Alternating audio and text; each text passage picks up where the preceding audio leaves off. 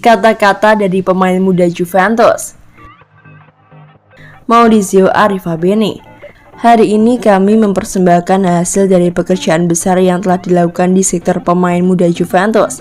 Ini adalah kesempatan penting dikarenakan proyek dimulai 4 tahun lalu dan dimulai dengan Federico Cherubini yang kemudian dikembangkan dan dilaksanakan oleh Gigi Milani, Massimiliano Saglia, dan Giovanni Manna. Saya ingin berterima kasih secara terbuka kepada mereka masing-masing, dan jika ketiga pemain ini berada di tim utama hari ini, itu juga berkat kerja mereka.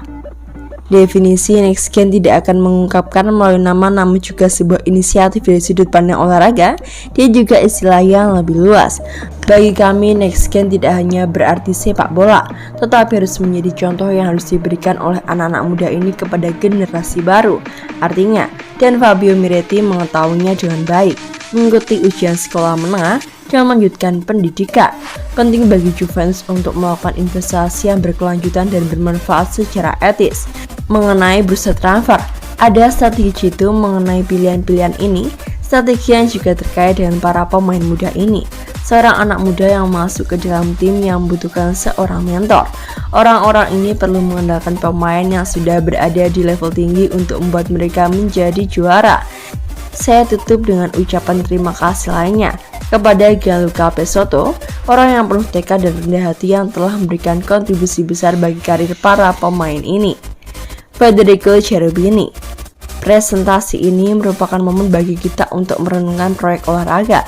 Kami telah melakukan investasi besar dalam struktur, pelatih, dan metodologi. Tema penting adalah jalannya.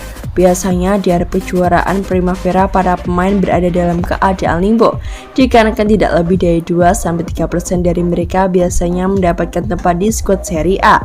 Jadi kami memulai proyek tim kedua hari ini dengan sebagai Juventus Next Gen, memulai jalan yang sangat baik dengan Lego Pro 3 yang menyambut kami meskipun banyak kesulitan. Sebuah tim yang lahir dengan tujuan jelas, olahraga. Mengingat bahwa dalam beberapa musim terakhir, kami telah mencapai babak playoff dan memenangkan seri C Coppa Italia dan pelatih untuk para pemain. Hari ini adalah hari pertama di mana kita dapat mengatakan bahwa kita sedang menuai benih dari pekerjaan kita. Niccolò Fagioli.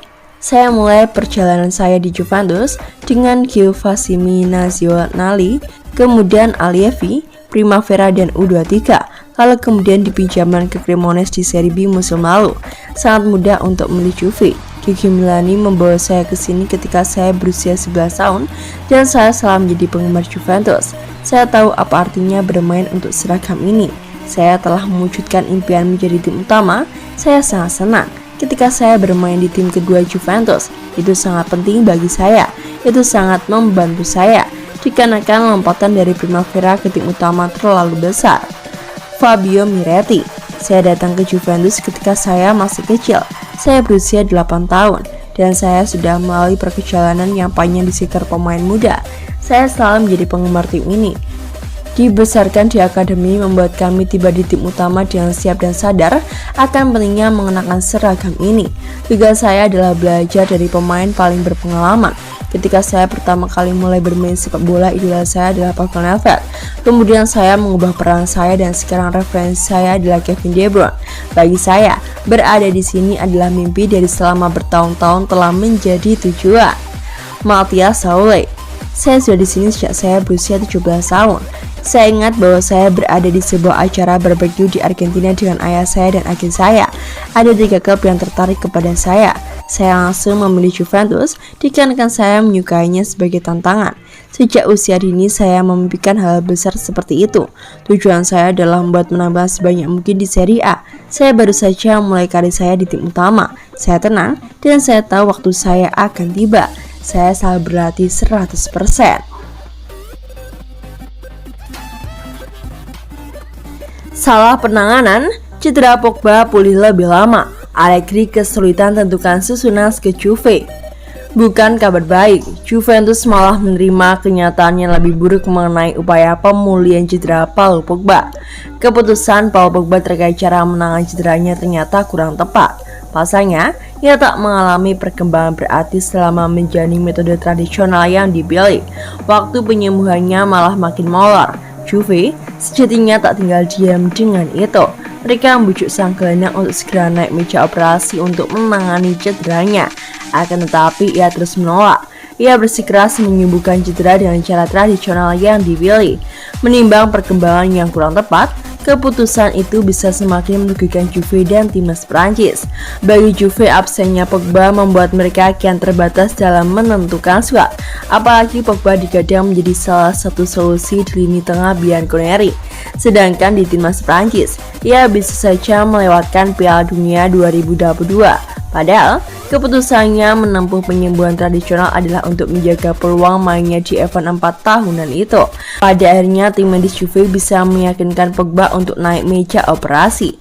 Dengan hal itu, Pogba membutuhkan perjuangan keras untuk tampil di Piala Dunia 2022. Pasalnya, ia memiliki pesaing yang tak mudah dikalahkan. Jika ia tak segera tampil dengan performa terbaik, posisinya di lini tengah dapat tergusur pemain lain. Timnas Prancis memang memiliki banyak stok pemain tengah, namun kehadiran Pogba jelas menambah kualitas lini tersebut. Di sisi lain, tim dokter Juve sedikit memberikan penjelasan terkait situasi Pogba. Situasinya bertambah buruk dengan cara Pogba menanganinya. Perawatan tradisional jelas tidak bekerja, itu malah menambah masalah baginya. Ketika kami memutuskan untuk terlibat, sudah tidak ada peluang memperbaiki cederanya. Kami lalu mengambil bagian tersebut. Ia akan kembali sekitar 8 pekan lagi.